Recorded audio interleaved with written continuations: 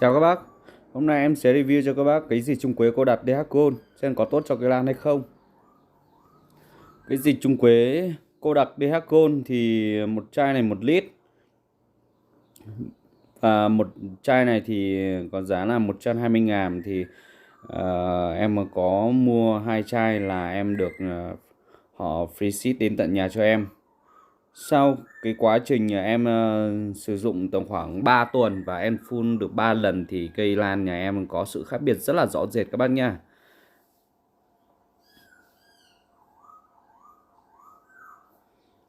Cái đọt của cây lam nhà em thì sau mấy lần phun đấy thì em thấy cái đọt nó mở và nó kéo đọt rất là mạnh luôn. Nó có sự khác biệt mạnh mẽ sau khi em đã sử dụng cái dịch trùng quế này, cho nên là em mới làm cái review này cho các bác tham khảo. Lá thì xanh và đọt mở, bộ rễ thì nó cũng rất là ok.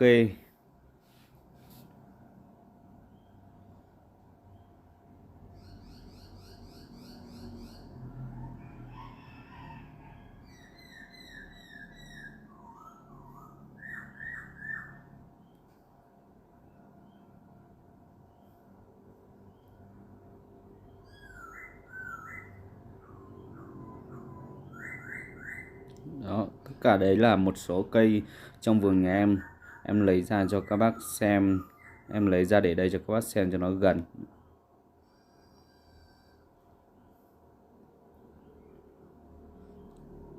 Cái dịch trùng quế này là em dùng để kéo đọt thì rất là tốt. Thì em cũng không phải là quảng cáo hay là em bán hàng, nên là em mong muốn là làm cái video này rất là một cách rất là khách quan cho các bác, để các bác tham khảo và dùng cho cái vườn nhà mình. Đấy, cây này thì đọt mở rất là khỏe và kéo đọt cực mạnh luôn.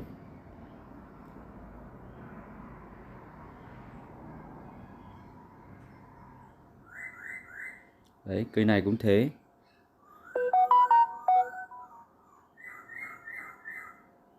Đọt kéo mạnh nhá, mở nhá.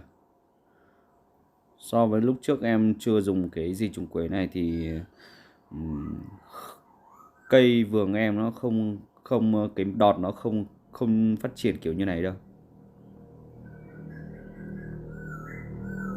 Sau một thời gian dùng thì em nhận thấy là nó có sự khác biệt rất là lớn, cho nên là em mới mang ra đây giới thiệu để các bác dùng cho vườn nhà mình nó xanh tươi tốt hơn, mà lại giá trị kinh tế cao hơn.